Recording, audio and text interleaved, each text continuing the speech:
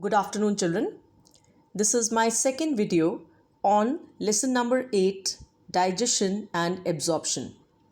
In the previous video, I discussed some technical terms like calorific value, calorie, kilocalorie, the types of calorific value, that is gross energy value or gross calorific value, and how it is different from physiological calorific value. After that, this was the important topic given and explained in the previous video, the calorific values of carbohydrates, proteins and fats, and what is the reason for their difference reflected. Then we proceeded with our next topics like types of dentition, where I discussed the thecodont, diphyodont and heterodont teeth. Then dental formula of humans, the temporary teeth and the permanent. The terms like gullet, glottis, bolus, swallowing or deglutition, and a note given, and the types of stages on the process of swallowing. So we ended our class last time with this note. Today we will start with some more terms like peristalsis. Peristalsis is a wave of constriction and relaxation, or we can say it is the successive waves of involuntary alternate contraction and relaxation passing over the wall of alimentary canal from the anterior to the posterior end, by which the contents move along the lumen of the alimentary canal. If you just look at this diagram, children, this is page number 16.26, the peristaltic wave passing down the esophagus. Esophagus, or the food pipe, as we know, does not add any digestive secretions to the food, but the only simple function is to let the food move through itself by a wave of peristalsis. So these waves gradually push the food backwards towards the anal opening, and in stomach, these waves are just strong enough to mix the food with the gastric secretions. Alright, so this wave of alternate contraction, you can see this is the region of contraction. Here the muscles are relaxed, where you can see a bulge around the bolus, and again contraction. So the wave of contraction, relaxation and contraction that continues in the lumen of the gut or the alimentary canal is called as peristalsis. To move with the other term is emulsification. Emulsify, it means in very simple word, that is breaking down of fats, big fat molecules or lipid molecules into tiny droplets of fat so that it can be easily digested or absorbed. So what is emulsification? The dispersion of large lipid globules to smaller uniformly distributed particles in the presence of bile. So the liquid that brings about emulsification or emulsifies fats is bile, that is produced by the liver. Bile is secreted by the liver, stored in gallbladder and poured in the small intestine, where it emulsifies large fat molecules or globules into smaller fat droplets. Then the emulsified fat is digested using the enzyme lipase. Always remember, the suffix ase tells you that this is an enzyme. I'll just show you the position of these glands. This diagram is not only just an explanatory one, but it's also your homework for today, because you clearly it's given in the syllabus that the digestive system of human being should be drawn and labeled with the right positioning of the glands and the other structures. So you can see, children, the digestive tract begins from the mouth, continues through the mouth oral or the buccal cavity, where the food mixes with the secretions of salivary glands. There are three types: parotid, that are near the ear, then submaxillary and the sublingual. So you can see submaxillary gland and the sublingual. All three types, they are going to secrete saliva. The food mixes with the saliva, forms the food ball, that is bolus, and it is swallowed. Pharynx is a common region of food and air.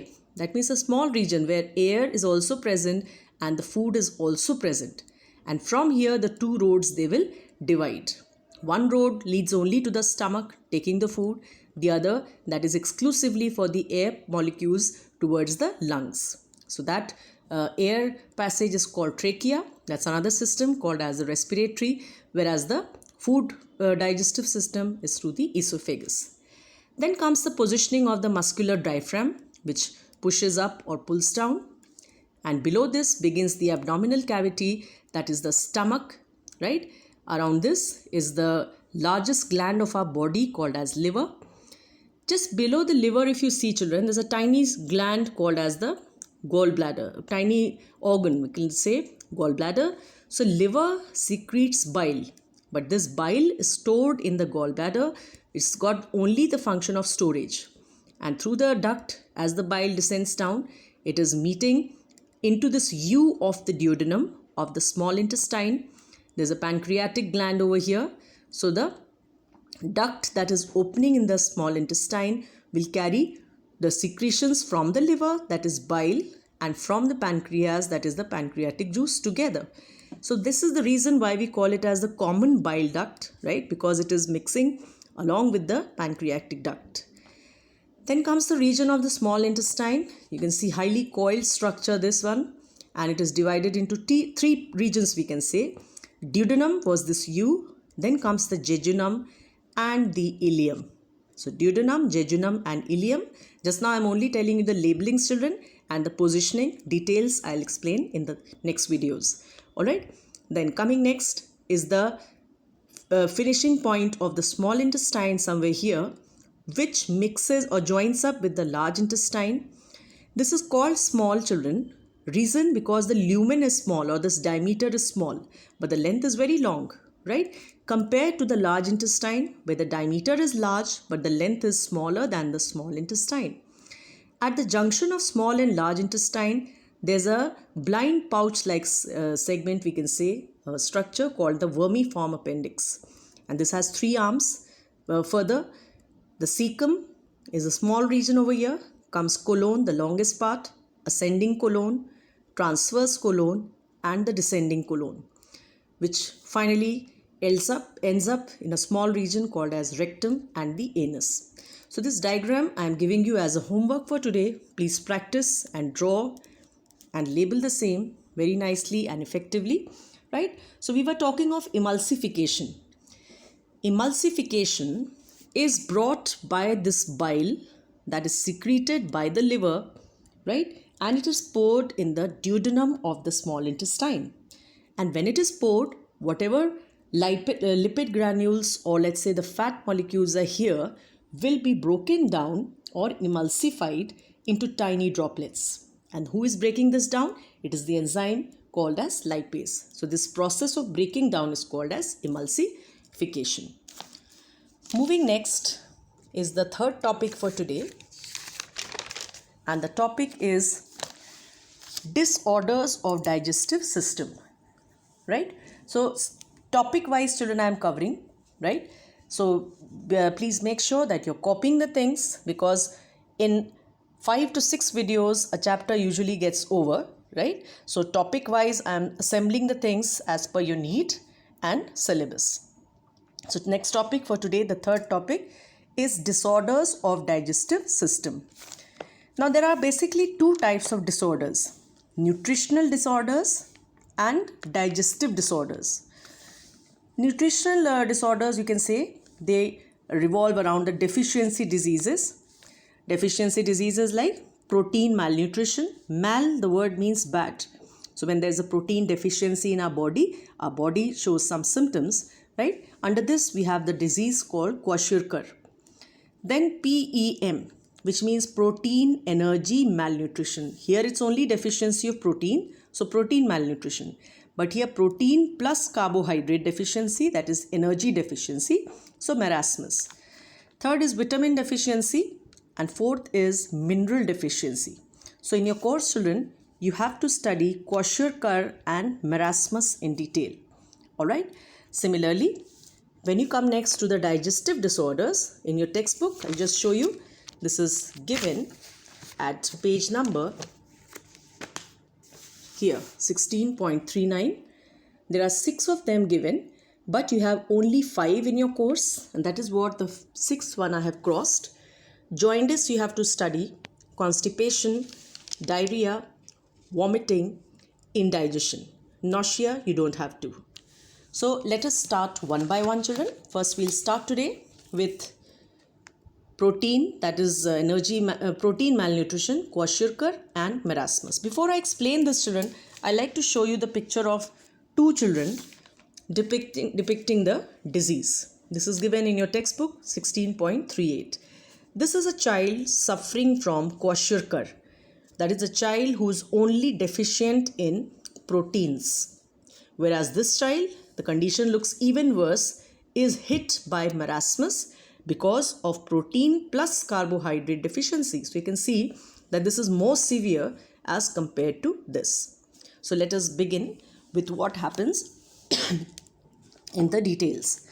Kwashiorkor, the term is derived from an African word which means sickness, and the term is actually based on the fact the child gets this disease when a baby comes, because this is seen in very young children when it affects from 1 to 5 years of age. It is due to deficiency of proteins only in the diet, right? So the symptoms, they are like edema, which means swelling of legs and face, and the skin of patient becomes dark and scaly. So the dark skin and scaly or a weak health right from the age of 1 between 1 to 5 is kwashiorkor. There is no degeneration of muscles in this case. Degeneration means to break down or to degenerate away, right? So that is not seen in this kwashiorkor disease. Symptoms are child looks underweight, belly protrudes out, dark and scaly skin, stunted growth, stunted means short limited growth, loss of appetite, repeated diarrhea due to which health even worsens, enlarged liver and anemia, and edema due to water retention in face and feet. So the face of the child, you can see it's looking like swollen along with the feet, and that's due to water retention, the condition we call as edema, right? The next is marasmus.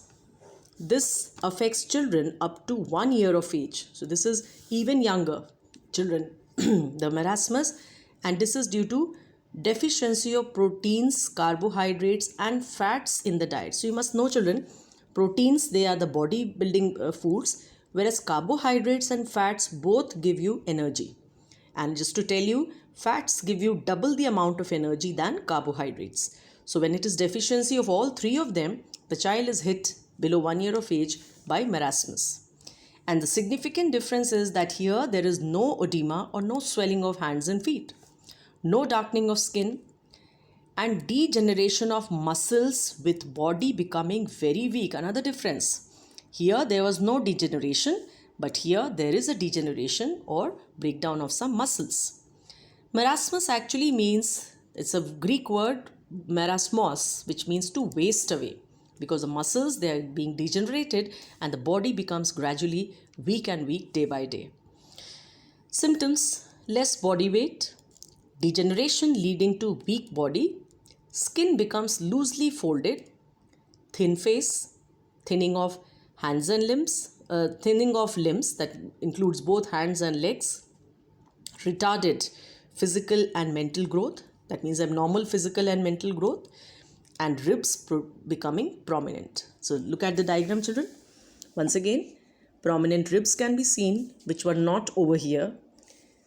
Legs and hands and legs, you can see both, they are very weak, right? And they have thinned out as compared to the previous. Here they were swollen, feet and face, but here there is no edema, wrinkled face as the skin becomes loosely folded.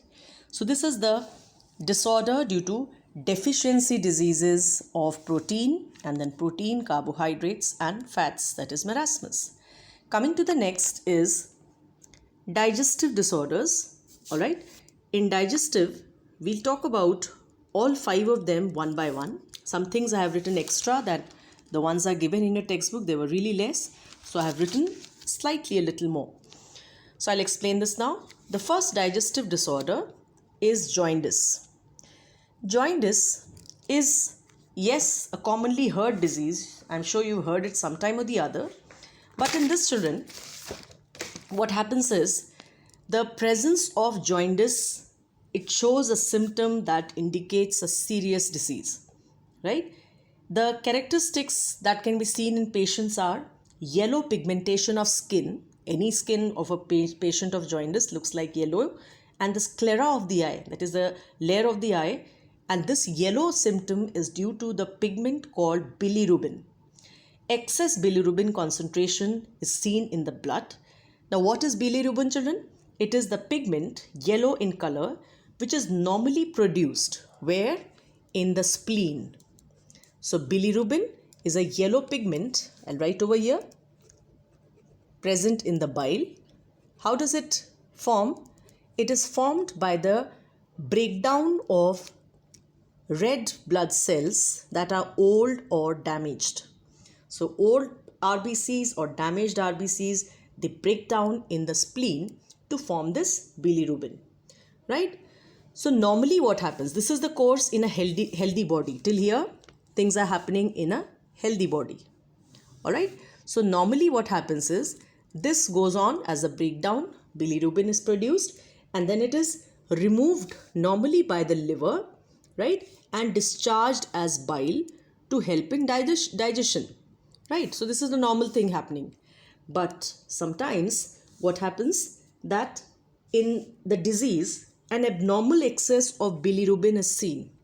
Sometimes the disease, that is jaundice, it affects the patient to an extent that causes abnormal excess of bilirubin. And where does this go now? The excess is deposited in body tissues. Yes, liver keeps on removing it, but because the amount is more than required, so the extra goes to be deposited in the body tissues, and the same passes into urine, giving a dark brown color and a yellowish tinge to the color of eyes, skin, and stool or urine, etc. So later on, this becomes severe if it is not dealt up at the right time. This is what is jaundice. So I'm sure you've understood how jaundice occurs, right? What is the base of reason what this yellowish pigmentations is seen in the body and the body parts.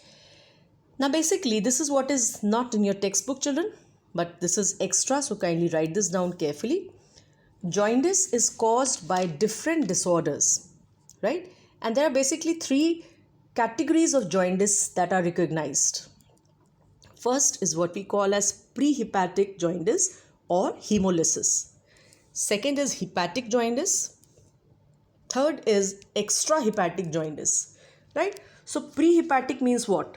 This is just what I explained you, due to excess of bilirubin secretion, and this is medically called as hemolysis. Normally this occurs in normal babies 3 to 5 days after birth. This is a very normal thing to be seen in young children. We are normally newly born 3 to 5 days after birth. And a unique thing is that the urine and stools, that is the feces of the children, they retain their normal color in all types of hemolytic origin, right? And apart from the normal jaundice of babies, some less common disorders that cause hemolytic jaundice, they also include like sickle cell anemia, right? Where the RBCs, they become like sickle, or a structure which looks like a sickle that is used to cut grass, etc. in the fields, right? Etc. So I hope this is clear, children. The prehepatic means seen in young children, and this is when there is no coloration in the urine and stools. Reason is same, excess of bilirubin, and seen in children between 3 to 5 days after birth. Coming to hepatic jaundice. Hepatic, this is due to congenital liver disease. Congenital, the term means by birth. A disease which is seen by birth, and this is due to congenital liver disease. Cirrhosis of liver or hepatitis. Infections are usually responsible for this type of jaundice. Alright, sometimes when there are different types of infections, they lead to hepatic jaundice. And extrahepatic, this is seen due to blockage of bile drainage, bile gallstones, or cancer of the bowel, of the pancreas or of pancreas. So 3 situations where extrahepatic jaundice means that is a reason that is not due to the liver. See, the term hepatic means liver. So reason in extrahepatic is not the liver but any reason outside it. So the first reason is due to blockage of bile drainage by gallstones. Gallbladder I showed you in the diagram. So if this is the gallbladder, once again coming back to this. So if this is the gallbladder, children, and here sometimes you must have heard of gallbladder stones. So due to the stones, the duct here gets blocked. So one reason is this, for this extrahepatic jaundice. The other is cancer of this pancreas. Must have heard of pancreatic cancer or the cancer of the bowels here, right? So this is what is the reason for extrahepatic jaundice. The first is done. Moving on to the second now, constipation. Constipation, I'm sure you understand the meaning. You have done it in class 9th. It's a disease or a disorder, not a disease, we'll say disorder, due to lack of fibers in our diet or lack of roughage. So this is difficulty in passing the bowels, compact and hard fecal matter due to lack of roughage in diet. The 3 columns made are simply explained, children. The causes, symptoms and the treatment. Causes are improper bowel habits, insufficient fiber in the diet, inadequate fluid intake, lack of exercise and nervous tension. So all of these, they can certainly cause constipation. Symptoms are difficulty in passing motions, painful evacuation of feces or the waste. Treatment: mild laxative like milk of magnesia, extra fluids, vegetables, fruits and other roughage items. So that's all about the constipation. Moving to the third disorder is vomiting. I'm sure you understand and you must have vomited sometime or the other, so you know the feeling how it happens. This is technically also called as emesis, right? So vomiting is technically also called as emesis.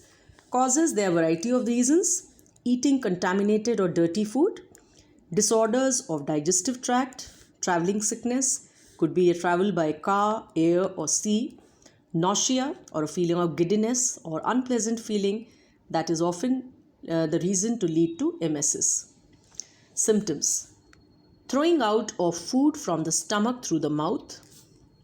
Treatment: antiemetics to suppress the nausea and the vomiting, and in case of severe dehydration, intravenous fluid may be required, right? So that the dehydration should be stopped. It is more dangerous. Coming next is diarrhea or loose motions. Causes: lack of proper absorption of water by the large intestine, allergy, an infection through contaminated food or water.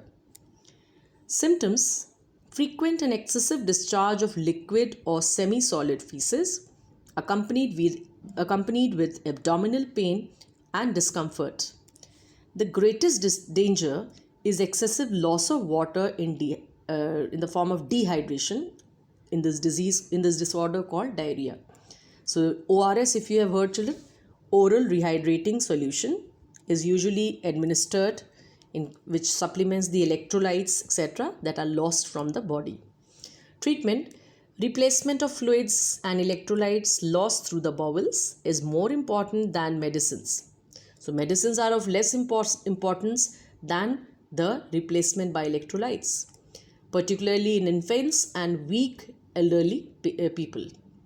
Remember ORS, oral rehydrating solution. And the last thing for today, children, it is indigestion, the disorder which is caused by improper digestion of food, food poisoning, also called as botulism, overeating, eating spicy food, inadequate enzyme secretion, and sometimes anxiety. Symptoms: stomach upset, nausea, excessive belching, feeling of fullness, abdominal discomfort and cramps, heartburn, in which hot feeling is there behind the breastbone or the sternum, and water brush, which we call as regurgitation of water and acid. That means something gets you a feeling that something is regurgitating from the stomach back to the mouth. Then treatment, rest, that too not on lying down in the bed but sitting on the chair, so that indigestion can be probably corrected earlier. Then antacids or half a teaspoon of bicarbonate of soda in a glass of water. They are the immediate treatments to combat or fight indigestion. So let us see, children, what all things I have completed today. I started with the term peristalsis, emulsification, then the disorders of the digestive system. Two in your course mentioned under deficiency diseases are Kwashiorkor and marasmus. Everything I have given, from symptoms to what are the differences or similarities. And digestive disorders, 5 of them, not 6. The 5th one removed is nausea from your textbook. You don't have to study. Then jaundice was the first. This portion I gave you a little extra, children, so that you should know the types of jaundice. And constipation, vomiting or emesis, diarrhea, and indigestion. A homework that I am giving you today is a diagram to draw and practice, that is digestive system of human beings. Right? Digestive system of human beings, and this is page number 16.2. This is the diagram, children. Please draw, practice and label the positions. See that the positioning is done properly and labeling should be done properly. Next time I'll give you one more diagram to practice for theory. This is not for practical, children. This is for theory. Next time another diagram I'll give you so that you go smooth and relaxed with the working. That's all for today, children.